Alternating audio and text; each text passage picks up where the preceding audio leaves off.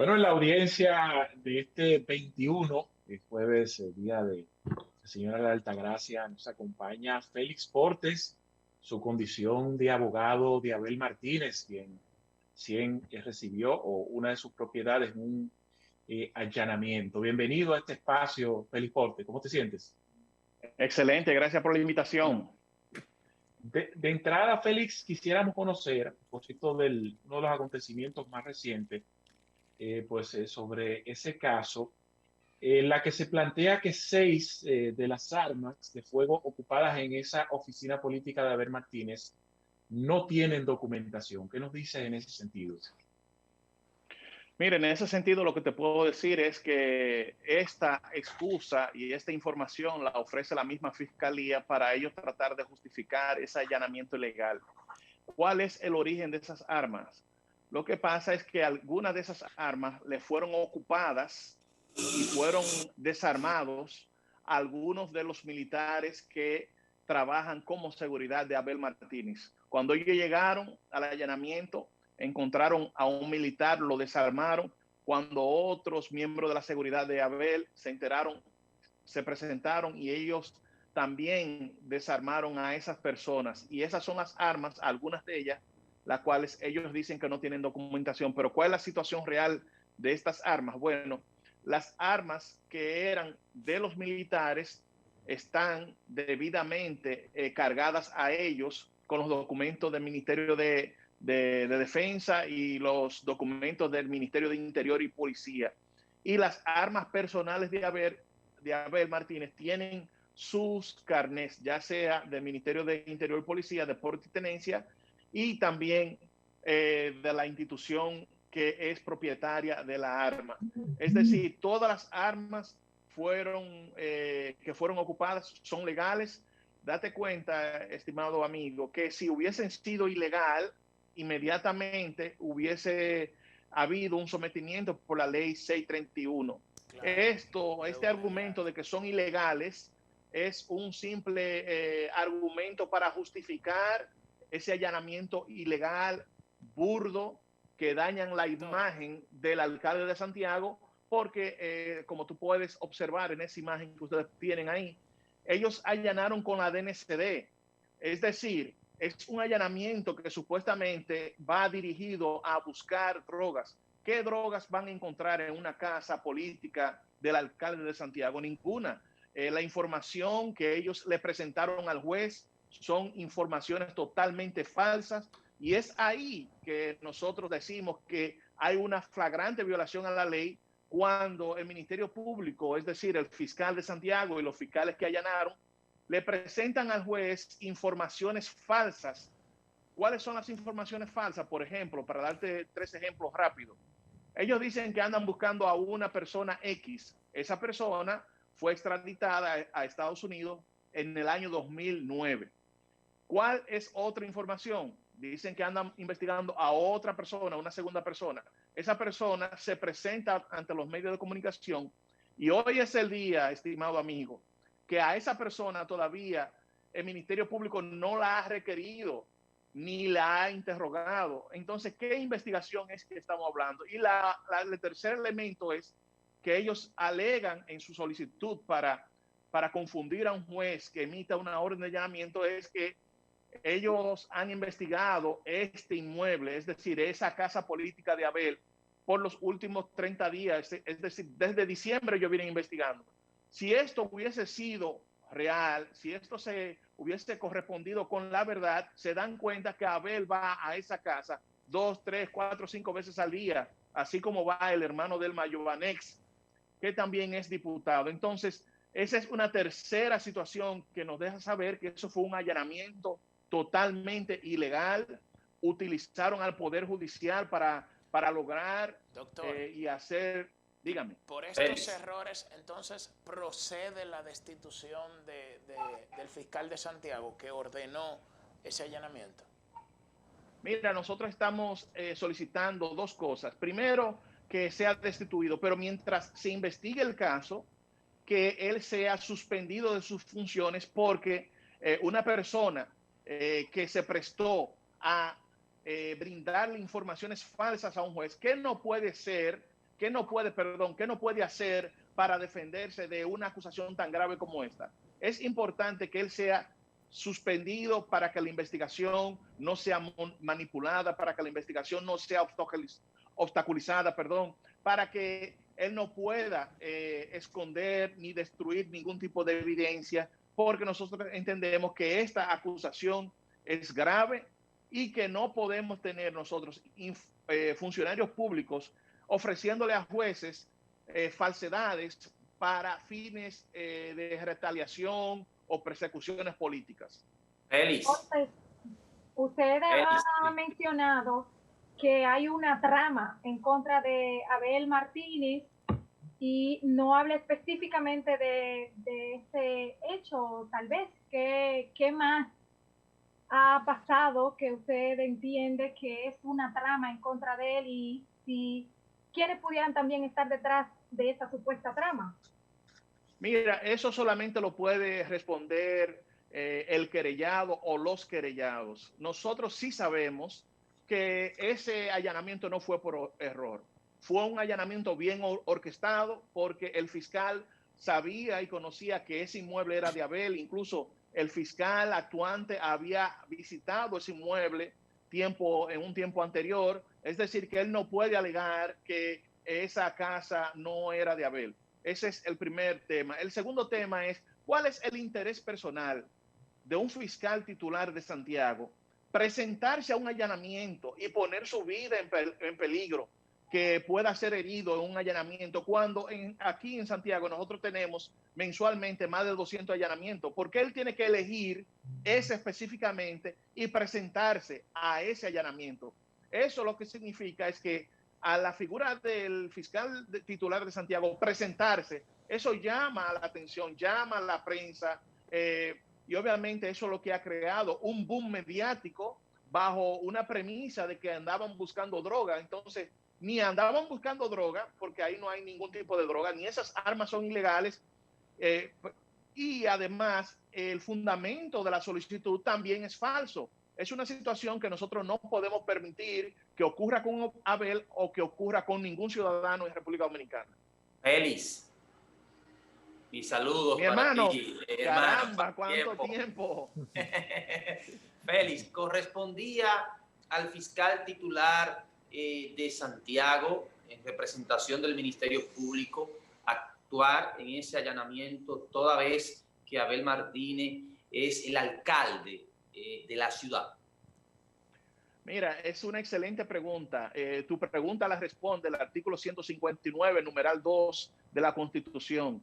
¿Qué establece ese artículo? Por ejemplo, el numeral 1 lo que establece es que cuando se trata de una persecución penal contra diputados, senadores, etcétera, esos funcionarios tienen una jurisdicción privilegiada ante la Suprema. El numeral 2 establece que cuando se trate de una persecución penal con relación a un alcalde, la jurisdicción competente es la Cámara Penal de la Corte de Apelación del Departamento Judicial donde sea ese alcalde. Ustedes pueden ver o pudieron ver el caso de este pelotero en San Cristóbal de Mondesí, que él tuvo una situación penal, pero quien lo persiguió a él fue un procurador de corte o un procurador general, y donde se ventiló todo su asunto fue ante la Cámara Penal de la Corte de Apelación de San Cristóbal, porque se trataba de él, Mondesí, que en su momento ocupaba la posición de alcalde. Eso es lo mismo que ocurre con Abel. A mí me han dicho, pero es que no se puede allanar a un alcalde. Obviamente que sí se puede allanar, pero existe un procedimiento establecido para realizar ese allanamiento. Si tú puedes ver, el allanamiento de manera alguna, la solicitud menciona a Abel. ¿Por qué no lo menciona? Porque el juez de primera instancia, primero, no iba a entender que las razones eran reales, y segundo, iba inmediatamente a declarar su incompetencia, y esto no hubiese ocurrido. Ellos pusieron dos personas, dos nombres que se lo inventaron, lo buscaron de Google y lo pusieron ahí para ellos poder justificar, primero, el historial falso, ficticio, de que ese era un punto de droga, y segundo, de que estas personas eran criminales buscados. Entonces, es gravísimo lo que ha ocurrido ahí. Ustedes tienen ya un pasado reciente con la magistrada Miriam Germán, donde para intervenirle los teléfonos de ella, dijeron que ese número le correspondía a un narcotraficante. Y entonces hoy la Procuradora General de la República, en ese entonces jueza, le intervinieron su teléfono bajo falsas premisas. Y nosotros no podemos continuar por ese camino, y es por eso que nosotros estamos solicitando que estas conductas sean sancionadas de manera drástica para que ningún fiscal ose procurar una orden de allanamiento ni ninguna orden bajo argumentos o premisas falsas. ¿Afecta, Félix, este tipo de situación ocurrida con Abel, este allanamiento irregular a todas luces, la intención manifestada desde la campaña electoral del hoy presidente Luis Abinader de garantizarle a la República Dominicana, si no una justicia independiente, al menos un ministerio público independiente? Mira, nosotros estamos de acuerdo con la voluntad del presidente. Nosotros entendemos que este ministerio público que ha instalado en la Procuraduría, es decir, la magistrada Miriam Germán Brito, Jenny Berenice, el magistrado Camacho, las designaciones, los puestos que estas personas ocupan, yo entiendo que son personas idóneas para estos puestos, pero debemos revisar a nivel nacional cuáles son los procuradores fiscales que ocupan diferentes puestos, y tenemos que asegurarnos que estos puestos no sean politizados para evitar situaciones como lo que ocurrió aquí en Santiago con el alcalde Abel Martínez. Sí, este es un caso que quizás por la forma y a la persona que involucra, en este caso Abel Martínez, ha generado un sinnúmero de confusiones y hasta personas y medios de comunicación sacando sus propias conclusiones, omitiendo sus juicios. Pero me ha llamado la atención una publicación que viene ese entonces de el Ministerio Público desligándose de ese allanamiento. Esa información está confirmada, y de ser así, nos preguntamos qué habrá motivado a este fiscal a tomar ese tipo de decisión. Mira, lo que yo tengo entendido es que el alcalde de Santiago en un momento comunicó al ex procurador general de la República y también al procurador de corte de aquí de Santiago y a la organización FEDOMO de las actitudes, conductas ilegales de este fiscal, en el sentido de que él inobservaba la ley 176-07 que rige los ayuntamientos, los municipios, distritos municipales, y en ese conflicto es que entiendo yo que es la razón de todo esto, porque el alcalde de Santiago lo enfrentó, lo denunció, e imagino que estas son acciones para él retaliar ante esa situación de enemistad que produjo esa confrontación. Eso es lo que yo entiendo. Doctor, entonces, ¿cuáles son sus expectativas en torno a este caso? ¿Qué espera que pase en los próximos días cuando se conozca las peticiones que ustedes han hecho? Mira, nosotros esperamos que el inspector general de la República, de acuerdo como establece el reglamento disciplinario, realice una solicitud y convoque al Consejo Superior del Ministerio Público a los fines de que, como medida cautelar, estos fiscales actuantes sean suspendidos para que la investigación pueda avanzar, pueda fluir, no hayan obstáculos, no haya intimidación, porque no es lo mismo que tú llames a un fiscal adjunto o un fiscal, un asistente a fiscal que esté bajo el mando de este señor, él activo, que tú lo llames a declarar sin él estar activo y él estando suspendido. No es lo mismo, porque hay una situación de intimidación, que hay personas dentro de la Procuraduría Fiscal que no se atreven a hablar, no se atreven a decir diferentes situaciones que han ocurrido ahí, por miedo a ser cancelado, a ser destituido, a ser suspendido. Y tenemos que lograr que este señor sea suspendido para que la investigación pueda fluir de una forma transparente, íntegra. Y luego nosotros sí esperamos que él sea destituido y estamos explorando las posibilidades de hacer un sometimiento penal en contra de este fiscal de Santiago. Bueno, yo creo que Sí, ahí queda consciente claro. de que el espíritu de nuestra comunicación para Félix Porte fue para tratar de manera específica este caso de Abel Martínez, pero quisiéramos aprovechar que estamos en contacto para que nos brinde su opinión acerca de lo que acaba de suceder, recién sucedido, en la que se rechaza este recurso de apelación, de prisión de los 5 imputados en el caso del Pulpo. El juez ha determinado que, o acogió el llamado, la petición del Ministerio Público para que estos sigan en prisión.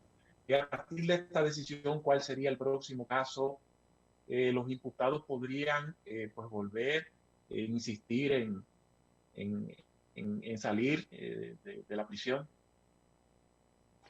La ley establece específicamente el artículo 238 del Código Procesal Penal, es que una persona la cual esté en prisión preventiva puede solicitar la revisión de esa medida de coerción en cualquier momento que entienda que los presupuestos que la originaron hayan variado. Es decir, estos imputados mañana, pasado, en cualquier momento pueden solicitar que un juez examine el caso, y si ellos presentan elementos de prueba o presupuestos que no han sido valorados tanto ni por el juez que impuso la medida ni por esta corte, pueden solicitar el cambio de prisión preventiva a otra medida menos gravosa. Ellos pueden hacer esto en el transcurso del proceso sin ningún tipo de problemas, y si un juez entiende que han variado, obviamente le van a dar garantía económica, fianza, brazalete electrónico,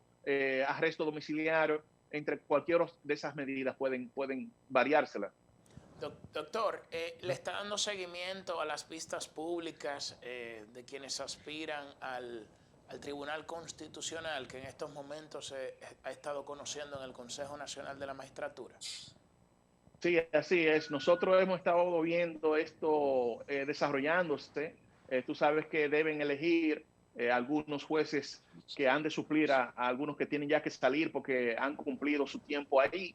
Y también tenemos la situación de Defensoría del Pueblo, es decir, el defensor del pueblo va a ser también elegido y van a ser elegidos los miembros de la Cámara de Cuentas. Lo que yo espero y lo que cualquiera de nosotros debe esperar es que las personas que sean designadas o elegidas sean personas idóneas, que sean independientes, que no respondan a un partido político X, para nosotros poder avanzar como país, y que situaciones como las que ocurrieron ahora con el alcalde de Santiago no ocurran. Nosotros necesitamos tener personas en esos puestos idóneas, preparadas, capacitadas. Ya tenemos que acabar con politiquería barata. No podemos tener un juez ni un defensor del pueblo que solamente esté ahí para comprar. Debe ser una persona capacitada, que se entregue, que tenga el espíritu de ser funcionario público. Bueno, agradecer. Bueno, tú tienes otra pregunta, Eduardo. Una última pregunta. En caso de que sea cierta la denuncia de uno de los abogados, del imputado Alexis Medina, que da cuenta de que en prisión está sometido a una solitaria a través de la cual solamente se le permiten 15 minutos en el patio y que no puede conversar con ningún recluso. En caso de que sea cierto, ¿esto es correcto? ¿Hacerlo en una cárcel contra un imputado sometido a prisión a través de una medida de coerción de 3 meses? Mira, esto es totalmente ilegal e inconstitucional. Lo que yo entiendo que los abogados de él deben hacer es incoar la acción legal correspondiente. Yo tuve ese caso en el caso de Zobeida Félix y logramos nosotros de romper con esas restricciones, porque una cosa es que la persona esté privada de libertad y otra cosa es que le estén sometiendo a esta persona bajo torturas psicológicas, restricciones totalmente irrazonables y arbitrarias, porque lo único que debe hacer un lugar como ese es asegurarse que la persona se quede ahí durante el proceso y que cuando esté ahí ya esa persona tiene el derecho a la alimentación, a la salud, a ejercitarse, a la recreación, a visita con sus abogados. es una situación que yo le voy a plantear a ustedes como primicia.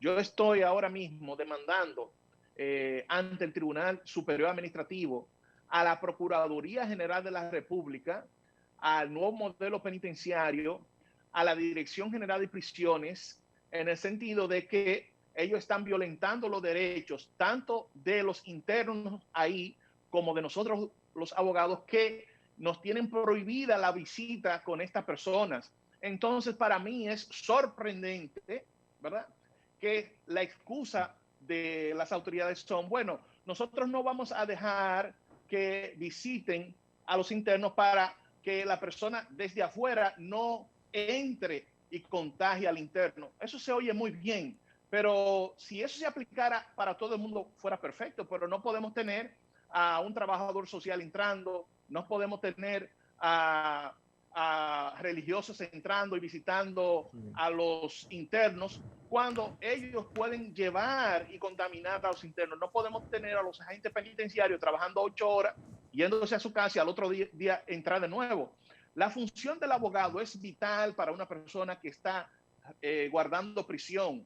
Nosotros somos básicamente dentro de la institución la parte más importante para esa persona recluida, y nosotros tenemos que tener la prioridad de ver a nuestros clientes sobre religiosos, sobre trabajadores sociales, sobre miembros del Comité de Derechos Humanos o Comisión de Derechos Humanos, y eso es totalmente ilegal e inconstitucional, y nosotros vamos a ir ante el Tribunal Superior Administrativo para que el tribunal anule esta restricción y le ordene a estas autoridades a que nos deje tener visitas con nuestros clientes, y que le ordene también al nuevo modelo y a las autoridades que implementen protocolos, porque cómo es que si ya tenemos audiencias presenciales, ¿verdad?, y que estos internos regresan de nuevo al penal, que pueden contagiar a los demás internos, cómo es que un abogado no puede ir a una cárcel? Eso es algo que solamente se ve aquí en República Dominicana. Bueno, interesante, Félix. Finalmente, ¿cuándo esperan respuesta de los tribunales ante esa querella disciplinaria que depositan los fiscales que encabezaron ese allanamiento contra tu defendido Abel Martínez?